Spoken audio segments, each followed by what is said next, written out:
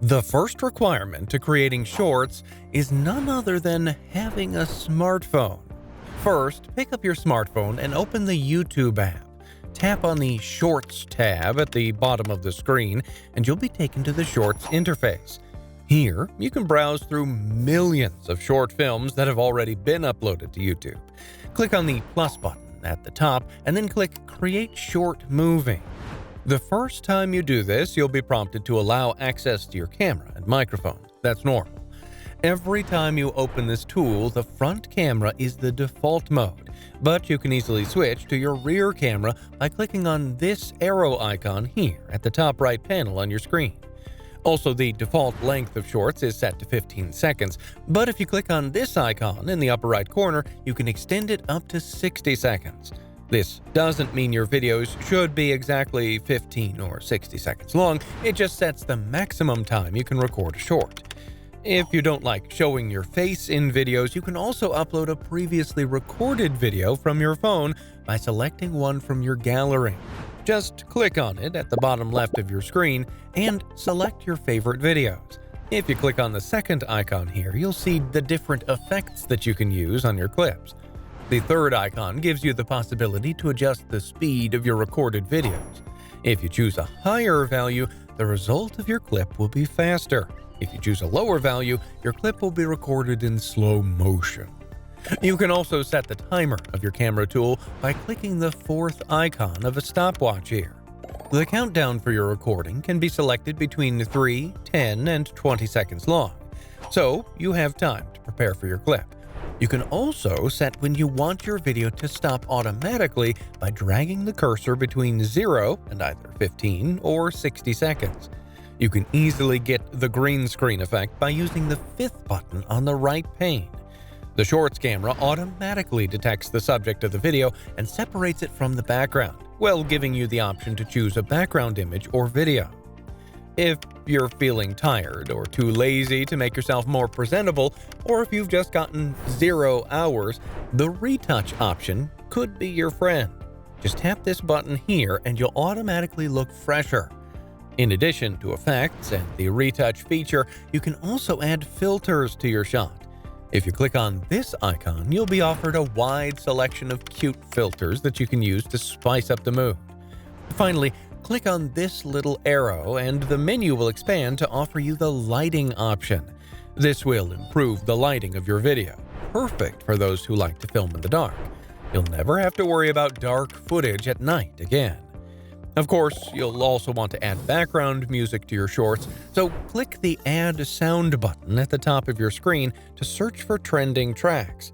Browse your saved tracks or just look for music that fits your mood.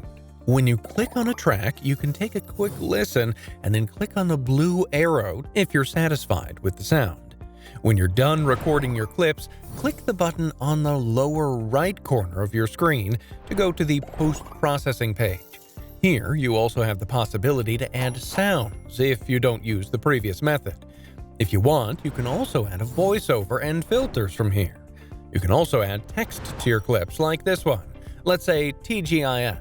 Change the font, alignment, color, and size with these on-screen buttons, and set when your text starts and ends with the timeline here. When you're done, click the Done button and you're ready to use your title. There aren't many ways to post shorts, so you'll need to be creative with what you say. You can add hashtags if you want to increase your reach. You may be wondering, though, when should I post my shorts? This is a very important step, because when you post on social media, you should do it during peak hours. That's in the afternoon and evening. You can also take a look at the other settings and adjust them according to your preferences. Once you've made all the changes, just click Upload Short and watch your post grow. You can also save it as a draft first if you want to edit it later. And if you're wondering why there's no option to select a thumbnail for your short, the answer is that you'll need to do that in another app or on a desktop. Open YouTube Creator Studio on your mobile or desktop device, and you can add or change thumbnails for your shorts. Do you really need to create a separate thumbnail for each of your shorts? Well, it depends on your point of view, but I personally think custom thumbnails are better because without them, your channel would look crazy if you'll upload too many shorts that have random thumbnails from the frames of your clips. What kind of videos should you post on Shorts? If you're trying to grow your channel with Shorts, you should post videos related to your niche to attract an interested audience. Whether it's informative or entertaining content, make sure viewers will get value out of it and want to share it with others as well. This short about bees firing their beekeeper has over 10 million views and 1 million likes. Those are crazy numbers for a 30-second comedy skit compared to a long content that would take you at least half a day to shoot and edit. His channel on YouTube has amassed already 4.17 million subscribers, even though his last vlogs were 6 years ago, and he just started creating and posting YouTube Shorts in 2001. But his channel has already grown so fast, and it still keeps getting some million views per short. Although Shorts can't be monetized like regular YouTube videos, growing your channel through Shorts is a great way to get people to discover your channel and, by extension, your regular long-form videos. Since this is still a new feature that the YouTube team is constantly testing, it's not yet available to everyone everywhere, but there's a simple hack for you if you want to post Shorts too.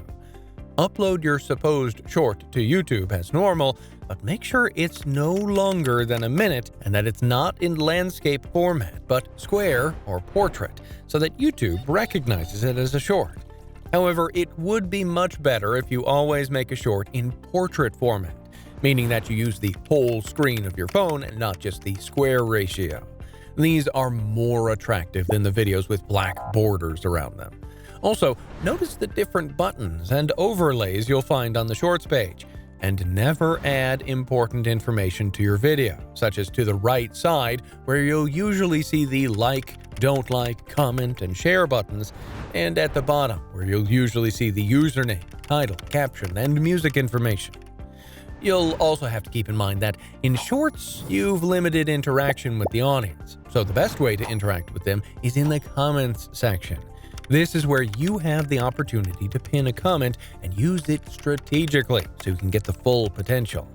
Besides growing your channel through YouTube Shorts, it's also important to know all the processes on actually developing a niche channel on YouTube. In my training course, you'll learn everything you need to start your incredible journey to YouTube success. To access it, click on the link in the description box or in the pinned comment below.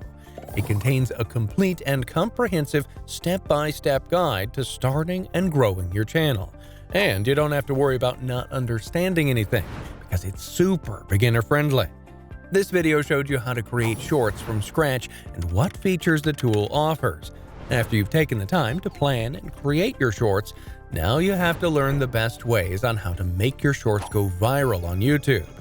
This video right here is what you need to watch next. I hope you learned a lot from this video, and I'll see you in the next one. Goodbye.